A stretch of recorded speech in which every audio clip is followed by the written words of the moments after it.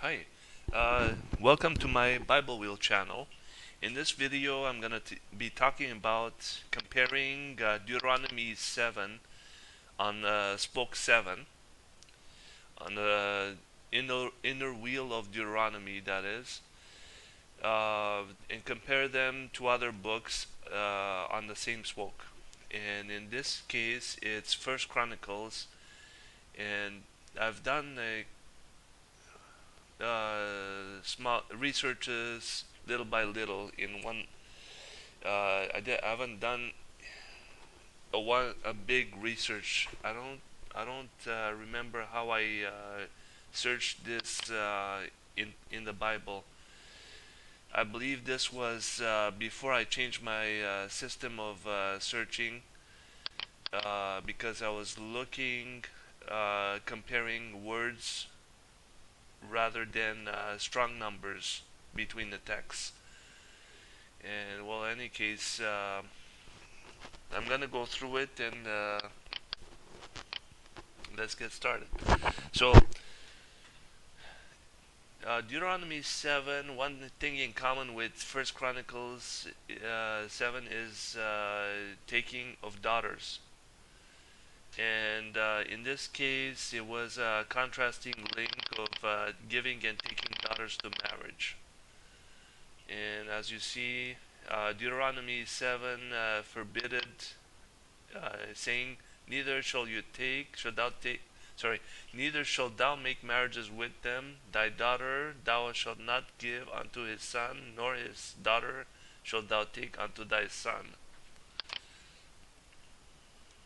Whereas First Chronicles 7 mentions, and Machir took to wife the sister of Hupim and Shupim, whose sister's name was Maacah, and the name of the second was Zelophehad, and Zelophehad had daughters.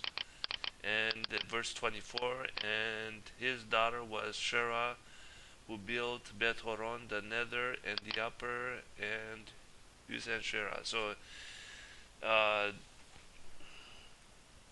in this case, they actually obeyed the commandment not to take strangers, but they actually took, uh, in this case, took,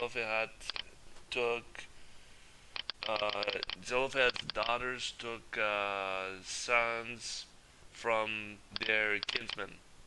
I believe it was their kinsmen, so that the name of the tribe won't disappear in another tribe, because they had lands given as possession.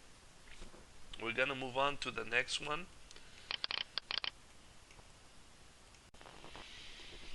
Okay, we're going to compare Deuteronomy 7 with 1 Samuel 7, and the common theme is to serve other gods. And as you'll notice, Deuteronomy 7, it says, "For they will turn away thy son from following me, that they may serve other gods.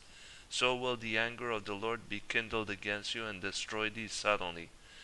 And verse 16, "And thou shalt consume all the people which the Lord thy God shall deliver thee. Thine eye shall have no pity upon them, neither shalt thou serve their gods, for thou wilt be a snare unto thee." And verse 25, "The graven images of their gods shall ye burn with fire. Thou shalt not desire the silver or gold that is on them, nor take it unto thee, lest thou be snared therein. For it is an abomination unto the Lord thy God." And in 1 Samuel 7, there is Israel actually offended God, but Samuel is condemning that, and Israel is repenting from serving other gods, and they're dedicating their lives to serving the Lord only. And it says in verse 3, And Samuel spake unto all the house of Israel, saying, If ye do return unto the Lord with all your hearts, then put away the strange gods and Ashtaroth from among you, and prepare your hearts unto the Lord, and serve him only, and he will deliver you out of the hand of the Philistines. And verse 4, Then the children of Israel did put away Baalim and Ashtaroth, and served the Lord only. And you'll notice this was one of the themes in the seven. Okay, both Deuteronomy 7 and 1 Samuel 7 have judges and judgment in common. Just like which book it was, there were a few other books where on the seventh book judgment is mentioned, such as First Kings, for example, First Kings 7. But and the seventh book, Judges, which has a lot of mentionings in that book. So you have Deuteronomy 7 and 1 Samuel 7 verse 6, And they gathered together to Mizpah, and drew water, and poured it out before the Lord, and fasted on that day, and said, There we have sinned against the Lord. And Samuel judged the children of Israel in Mizpah. Verses 15 to 17, And Samuel judged Israel all the days of his life, and he went from year to year in circuit to Bethel and Gilgal and Mizpah, and judged Israel in all those places. And his return was to Ramah, for there was his house, and there he judged Israel, and there he built an altar unto the Lord. And moving on to, there's a mentioning of the Canaanites. It's not a unique link for the seventh book, but the meaning of Canaanites, there's a few meanings actually. Both Deuteronomy 7 and 2 Chronicles 7 mention the Canaanites, which also means to subdue and humble. It also means merchant. And Deuteronomy 7 verse 1, it says, When the Lord thy God shall bring thee into the land whither thou goest to possess it, and hath cast out many nations before thee, the Hittites, and the Girgashites, and the Amorites, and the Canaanites, and the Perizzites, and the Hivites, and the Jebusites, 7 nations greater and mightier than thou.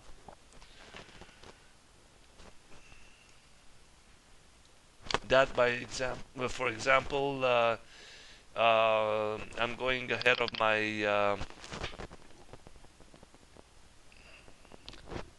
research. That in the seventh book, Judges has written that when they entered the land, they actually didn't obey it at first. They intermarried with these nations, and you're gonna see how they disobeyed and what happened to them, and then how they ended up obeying at the end.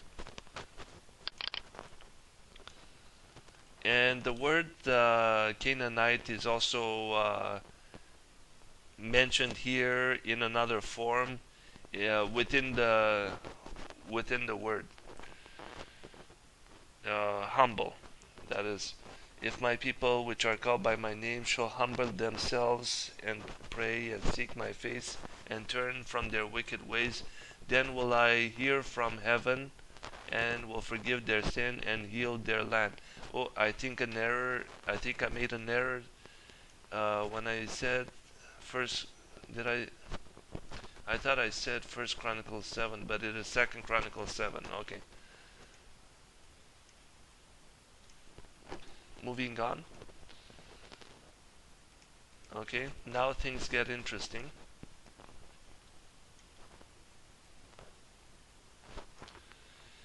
So both Deuteronomy 7 and 2nd Chronicles 7 have judges, judgments in common. And verses 11 and 12, thou shalt therefore keep the commandments and the statutes and the judgments which I command thee this day to do them. Wherefore it shall come to pass, if you hearken to these judgments and keep and do them, that the Lord thy God shall keep unto thee the covenant and the mercy which he sware unto thy fathers. So God's covenant with man is always conditional. If you do this, I will do that. It's a covenant, it's a contract. And 2nd Chronicles 7 verse 17, and as for thee, if thou wilt walk before me as David thy father walked, and do according to all that I have commanded thee, and shalt observe my statutes and my judgments.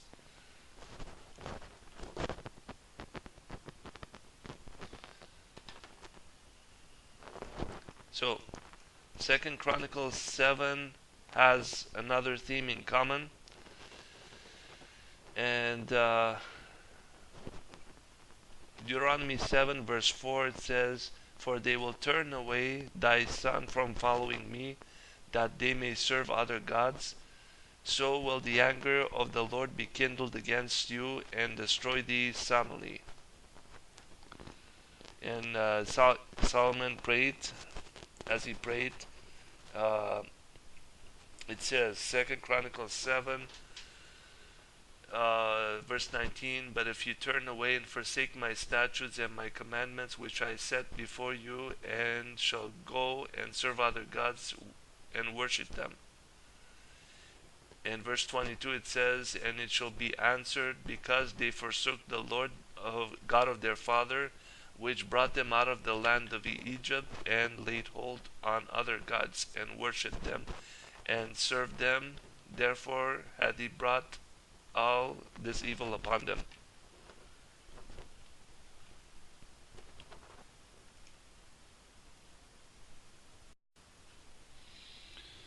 Alright, so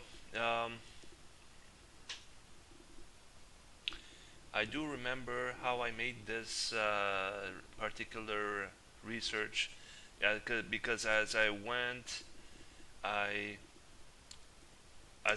ahead in time, in the beginning I was searching only the words in English that are in common between the two texts, but later on I decided to look at the Strong's Concordance. However, within every Strong's Concordance number, there is a link saying this comes from this number, this comes from this word. For example, if you look at the word son, as in someone's son, a man's son, the Hebrew word, the Strong's number is H1121, and the Hebrew word is ben, but it is also linked to a Strong's number H1129, and the Hebrew word is bina, meaning to build. So in a sense, the son, the root word for ben is bina, a three-lettered word, whereas ben is a two-lettered word. And I believe that the Hebrew word for daughter is bat, bet, and tav, whereas it is also derived from the word beit, meaning house. So look at the commonality.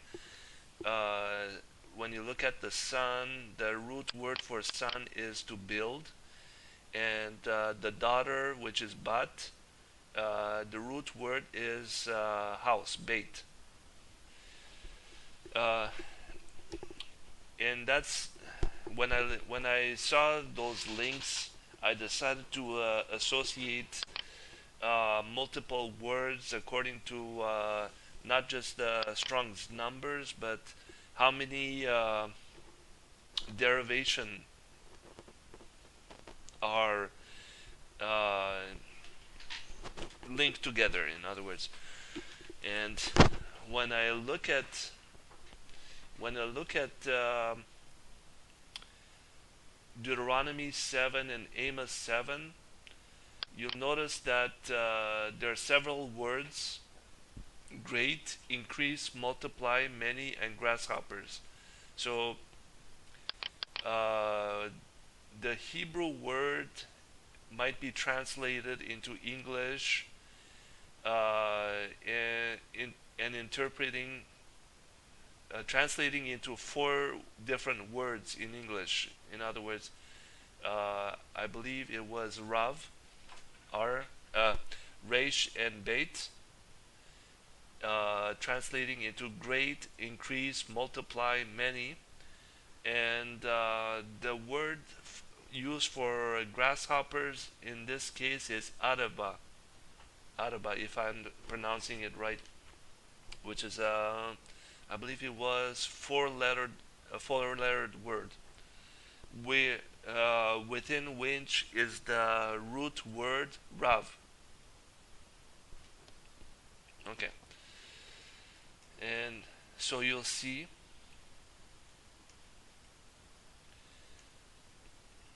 I've shown in the green box the Hebrew word for multitude, more multitude, is rob, and is related to grasshoppers or locust, araba, which is aleph, resh, beit, hey.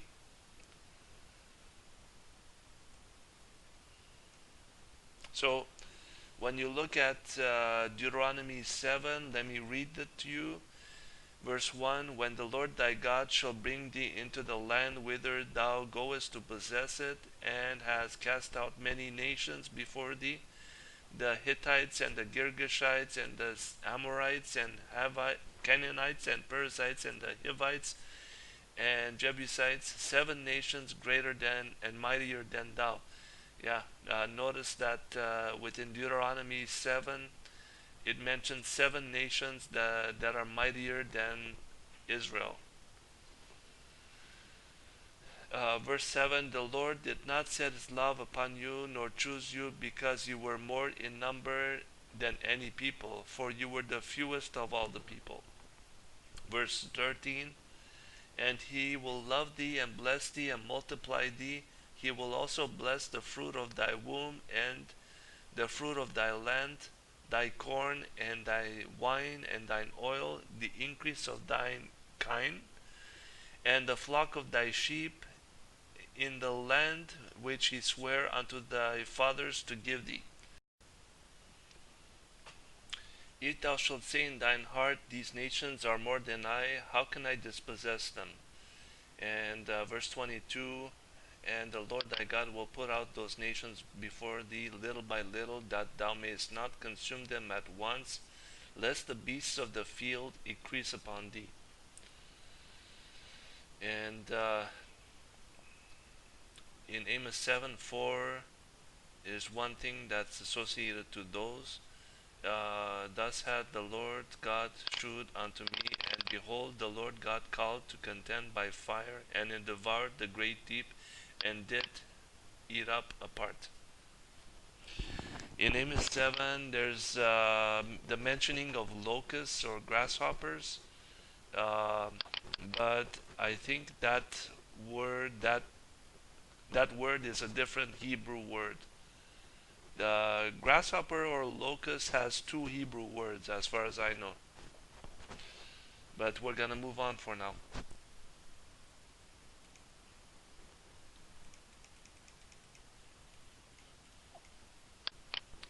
So we're gonna look at Deuteronomy 7 and Deuteronomy 29. When you look at the 7th chapter and the 29th chapter, it's on the 7th spoke. of the inner wheel of Deuteronomy. So since the wheel has 22 spokes, 7 plus 22 is 29. And these are the things that are in common between the two. So I have Deuteronomy 7 verse 8, but because the Lord loved you and because he would keep the oath which he had sworn unto your fathers, had the Lord brought you out with a mighty hand and redeemed you out of the house of bondmen from the hand of Pharaoh king of Egypt. And the 19th verse, the great temptations which thine eyes saw, and the signs and the wonders and the mighty hand and the stretched out arm, whereby the Lord thy God brought thee out, so shall the Lord thy God do unto all the people of whom thou art afraid. In Deuteronomy 29 verse 2, it says, And Moses called unto all Israel and said unto them, Ye have seen all that the Lord did before your eyes in the land of Egypt unto Pharaoh and unto all his servants and unto all his land, the great temptations which thine eyes have seen, the signs and those great miracles. Verse 4, Yet the Lord hath not given you an heart to perceive, and eyes to see, and ears to hear unto this day.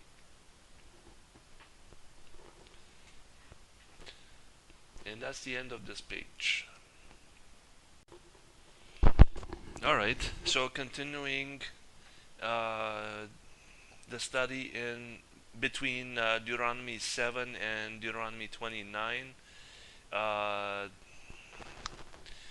There is verse 4, For they will turn away thy son from following me, that they may serve other gods. So will the anger of the Lord be kindled against you, and destroy thee suddenly. And serving other gods, I mentioned before, comparing with 1 Samuel 7. So you at least have a triple link, but I also know that it is mentioned in Judges several times as well, which is the 7th book of the Bible. But we'll look at Deuteronomy 29 for now, and let me read verse by verse. Verse 20, the Lord will not spare him, but then the anger of the Lord and his jealousy shall smoke against that man, and all the curses that are written in this book shall lie upon him, and the Lord shall blot out his name from under heaven. And that the whole land thereof is brimstone and salt and burning, that it is not sown, nor beareth, nor any grass groweth therein, like the overthrow of Sodom and Gomorrah, Admah and Zeboim, which the Lord overthrew in his anger and in his wrath. Verse 24, Even all the nations shall say, Wherefore hath the Lord done thus unto this land? What meaneth the heat of this great anger? Verse 26, For they went and served other gods and worshipped them, gods whom they knew not, and whom he had not given unto them.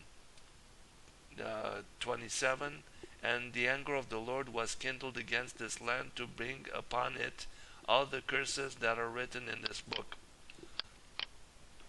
And 28, And the Lord rooted them out of their land in anger and in wrath, and in great indignation, and cast them into another land, as it is this day.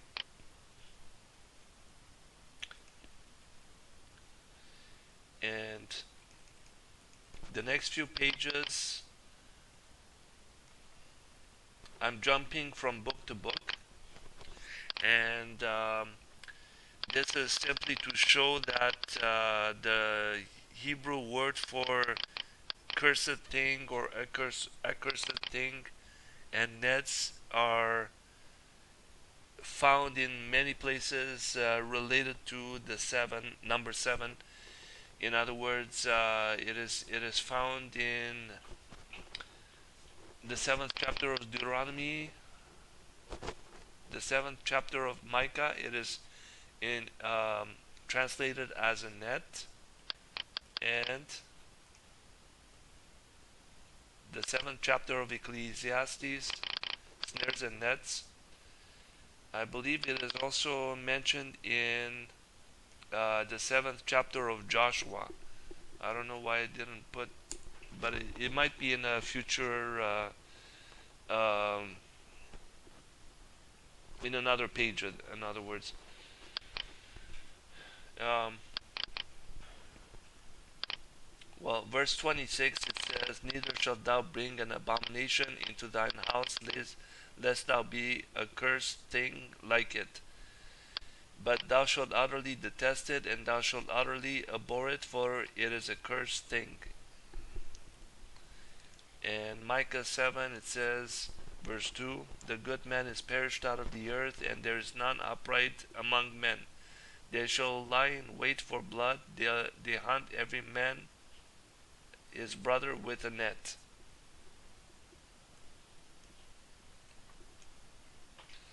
And Ecclesiastes 7:26, "And I find more bitter than death the woman whose heart is snares and nets, and her hands as bands. Whoso pleaseth God shall escape from her, but the sinner shall be taken by her."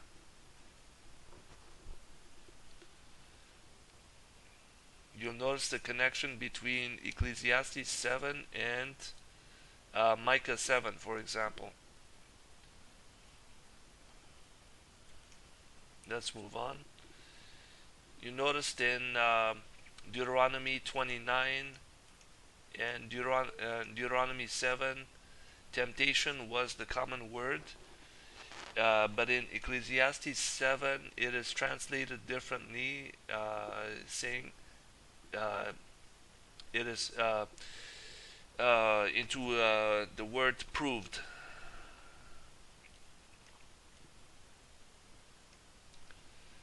"The great temptations which thine eyes saw, and the signs and the wonders, and the mighty hand, and the stretched out arm, whereby the Lord thy God brought thee out, so shall the Lord thy God do unto all the people whom thou art afraid."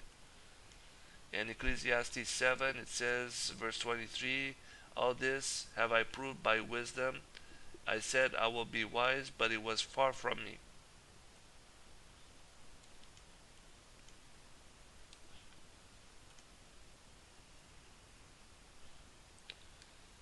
And we're jumping to Exodus 7. We're going back in the order of books. Both Deuteronomy 7 and Exodus 7 mention judgments. I'm just gonna go through it. As you notice, let me read it to you, because this Deuteronomy and Exodus 7, it seems quite related. Deuteronomy 7, verse 11 and 12. "Thou shalt therefore keep the commandments and the statutes and the judgments which I command thee this day to do them. Wherefore it shall come to pass, if ye hearken to these judgments and keep and do them, that the Lord thy God shall keep unto thee the covenant and mercy which he sware unto thy fathers."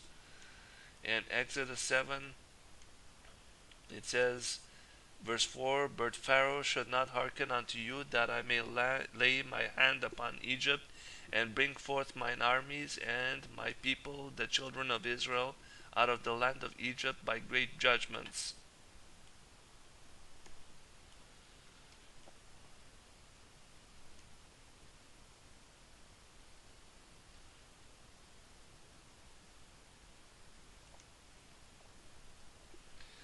We go on to Ezekiel.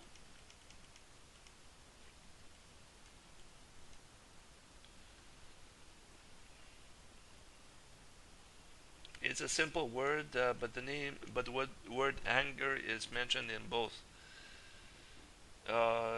in verse 3, now is the end come upon thee, and I will send my anger upon thee, and will judge thee according to thy ways, and will recompense upon thee all thine abominations. Verse 8, now will I shortly pour out my fury upon thee, and accomplish mine anger upon thee, and I will judge thee according to thy ways, and will recompense thee for all thine abominations. As you notice, the word judge is mentioned in both of these verses as well.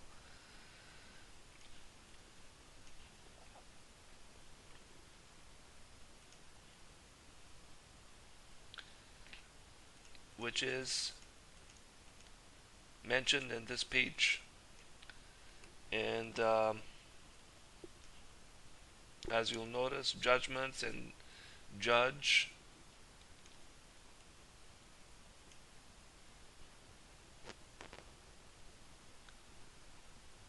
And that's the end of this page.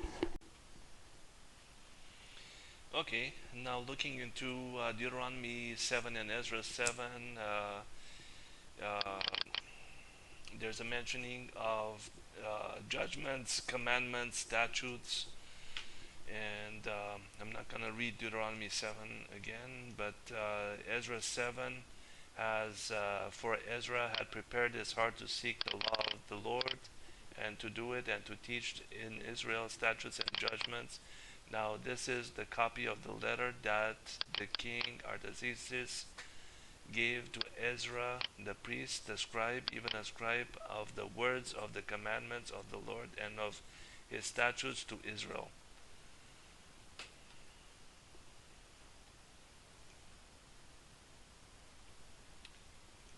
Now we jump to Genesis 29. 29, Genesis 29 is on the seventh spoke of the inner wheel of Genesis, but the second cycle. And we come back to the theme of taking or giving son or daughter and to marriage, that is. And in Genesis 29 is the story of Rachel and Leah that were given, that Laban had given to Jacob. And Laban gave unto his daughter Leah Zilpah his maid for an handmaid, and Jacob did so and fulfilled her week. That's in verse 28. And he gave him Rachel his daughter to wife also. And Laban gave to Rachel his daughter Bilhah his handmaid to be her maid.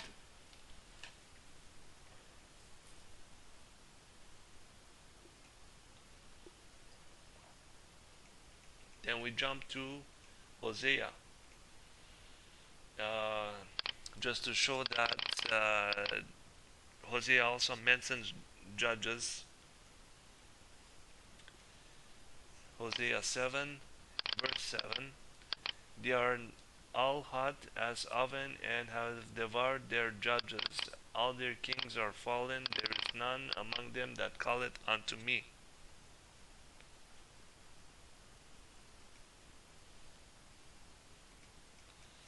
Then we go on to Isaiah, and at least two words that I've found in common between Deuteronomy 7 and Isaiah 7. There might be more, but this is what I have for now. So in verse 19 it says, the great temptations which thine eyes saw, and the signs and the wonders and the mighty hand and the stretched out arm, whereby the Lord thy God brought thee out, so shall the Lord thy God do unto all the people whom thou art afraid. And Isaiah 7 verses 10 to 12. Moreover, the Lord spake again unto Ahaz, saying, verse 11, ask thee a sign of the Lord thy God, ask it either in the depth or in the height above. But Ahaz said, I will not ask, neither will I tempt the Lord. These two words are the same in Hebrew. Moving on, we go to Isaiah 51. It's simply to show that judge is mentioned. 51 in chapter 51 is on the seventh spoke of the inner wheel of Isaiah, but on the third cycle. So, verse 4, hearken unto me, my people, and give ear unto me, O my nation, for a law shall proceed from me, and I will make my judgment to rest for a light of the people. My righteousness is near, my salvation is gone forth, and mine arms shall judge the people. The isles shall wait for upon me, and on mine arm shall they trust.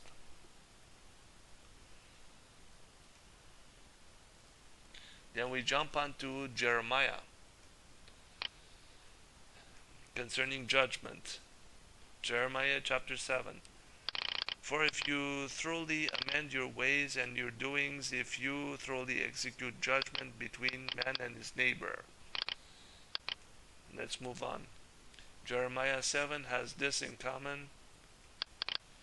It does mention sons and daughters, but in this case, it's not referring to giving or taking sons and daughters in marriage, as in other areas.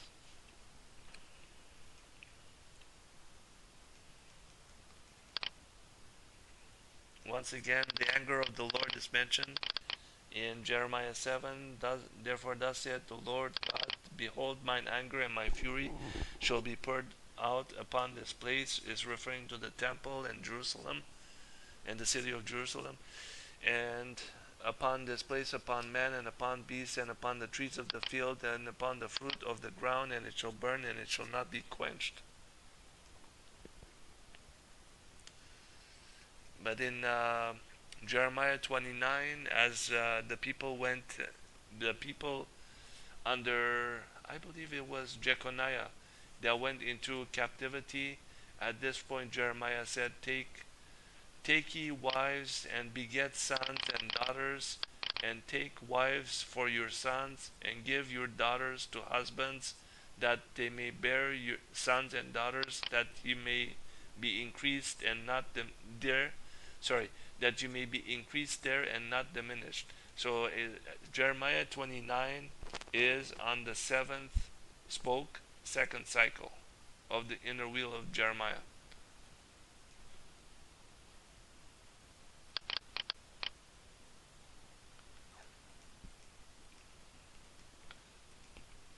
So Deuteronomy 7 has graven images in common with Jeremiah 51. So verse 5, but thus shall ye deal with them, you shall destroy their altars and break down their images and cut down their groves and burn their graven images with fire. The graven images, verse 25, of their gods shall ye burn with fire. Thou shalt not desire the silver or gold that is upon them, nor take it unto thee, lest thou be snared therein, for it is an abomination unto the Lord thy God.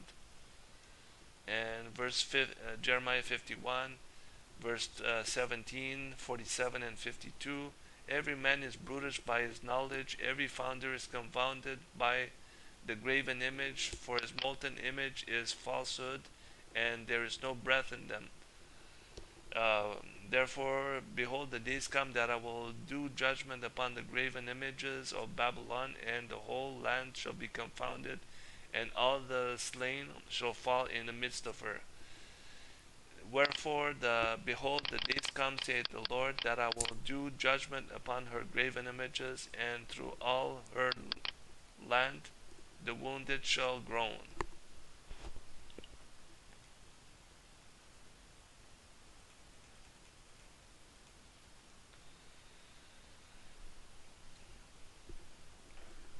In Jeremiah 51 verse 9, we would have healed Babylon, but she is not healed. Forsake her, and let us go every one into his own country.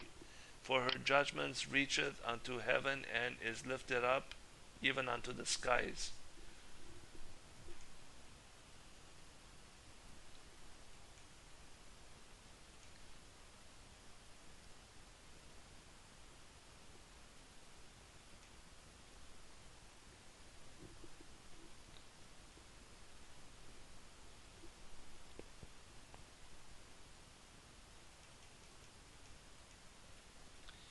Once again, it mentions the anger of the Lord. And Deuteronomy chapter 7, verses 4. For they will turn away thy son from following me, that they may serve other gods. So the anger of the Lord will be kindled against you and destroy thee suddenly. Jeremiah 51:45. My people, go ye out of the midst of her, and deliver ye every man his soul from the fierce anger of the Lord.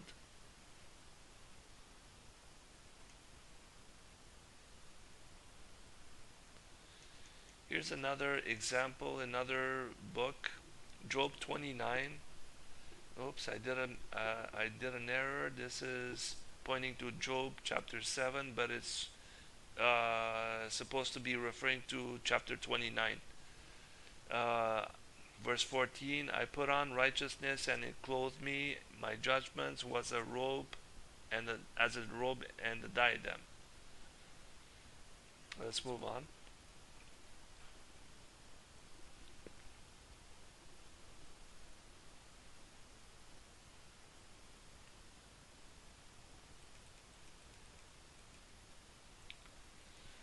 The anger and mercy are mentioned in Deuteronomy 7.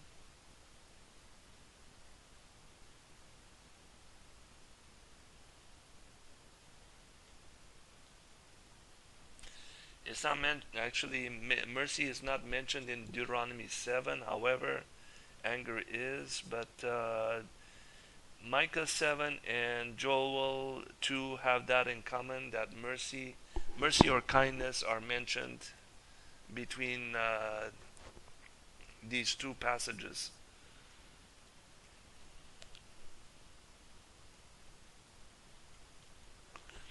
Let me read you Micah 7:18. Who is a God like unto thee, that pardoneth iniquity and passeth by the transgression of the remnant of his heritage? He retaineth not his anger forever, because he delighteth in mercy. And in Joel 2:13, and rend your heart and not your garments, and turn unto the Lord your God, for he is gracious and merciful, slow to anger, and of great kindness, and repenteth him of the evil.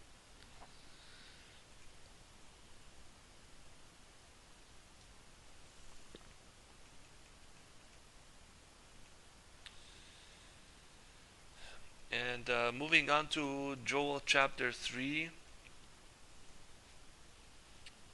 you'll notice the word judgments used in Deuteronomy 7.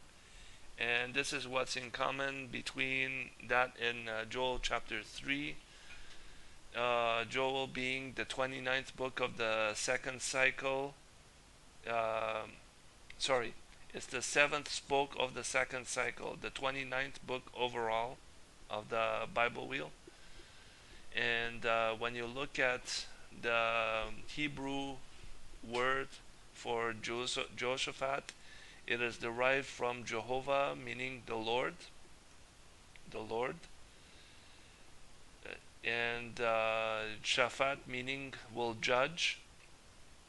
And the word plead or judge is the same word in Hebrew, Shaphat.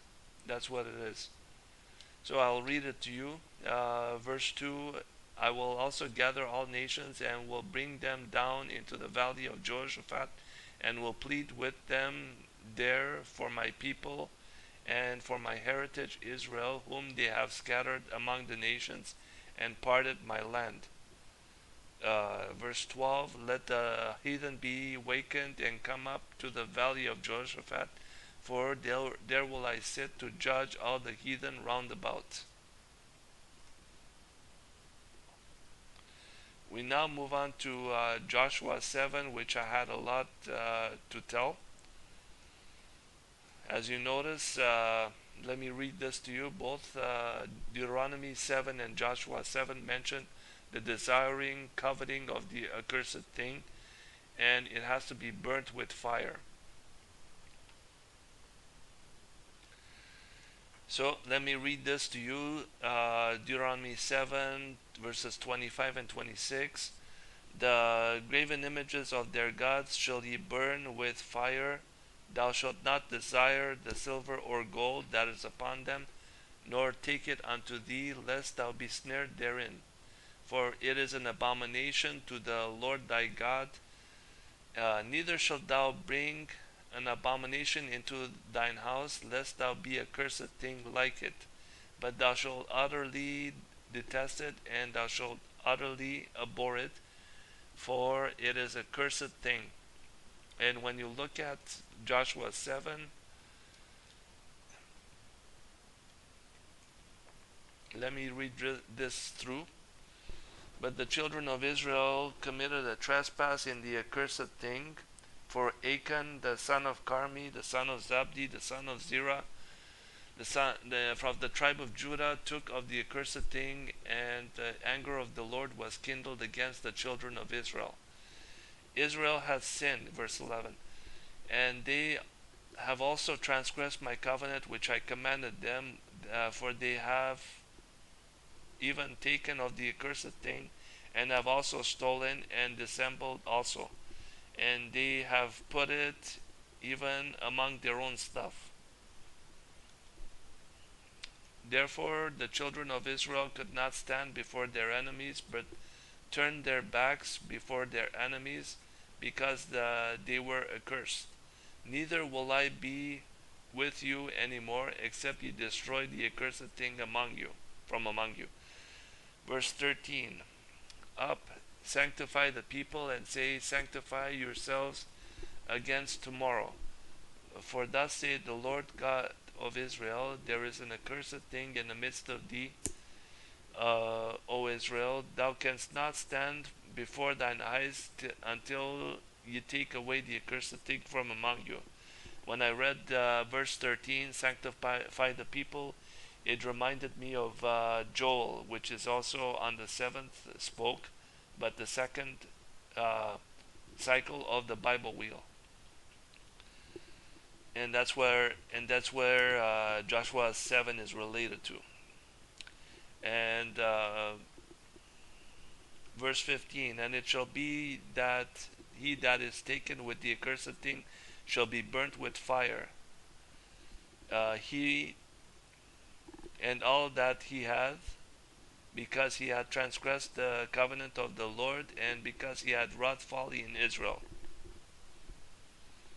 When I saw among the spoils a goodly Babylonish garment, and 200 shekels of silver, and a wedge of gold of 50 shekels weight, I coveted them.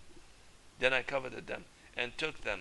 And behold, they are hid in the earth, in the midst of my tent, and the silver under it. So Joshua sent messengers, and they ran unto the tent, and behold, it was hid in his tent, and the silver under it. We continue with Deuteronomy 7 and Joshua 7. It mentions in Deuteronomy 7, so will the anger of the Lord be kindled against you and destroy thee suddenly. And when Achan took the accursed thing, it became, when Israel invaded a city, they were put to the worst, because Achan took the accursed thing and hid them in his tent, and that was the reason why the anger of the Lord was kindled against Israel. That's why they lost that battle. In Joshua 7 it says, verse 1, but the children of Israel committed a trespass in the accursed thing, for Achan the son of Carmi, the son of Zabdi, the son of Zerah, of the tribe of Judah, took of the accursed thing. And the anger of the Lord was kindled against the children of Israel. And verse 26, and they raised over him a great heap of stones unto this day. So the Lord turned from the fierceness of his anger, wherefore the name of that place was called the Valley of Achor unto this day. And when we think of the city of Corinth, where the Apostle Paul passed by in the book of Acts, the city of Corinth was in the region of Achaia, which also means troubled. And there's a relationship between the Greek word Achaia, or the Greek name Achaia, and the Hebrew name Achor, which means trouble. And that's it for this page.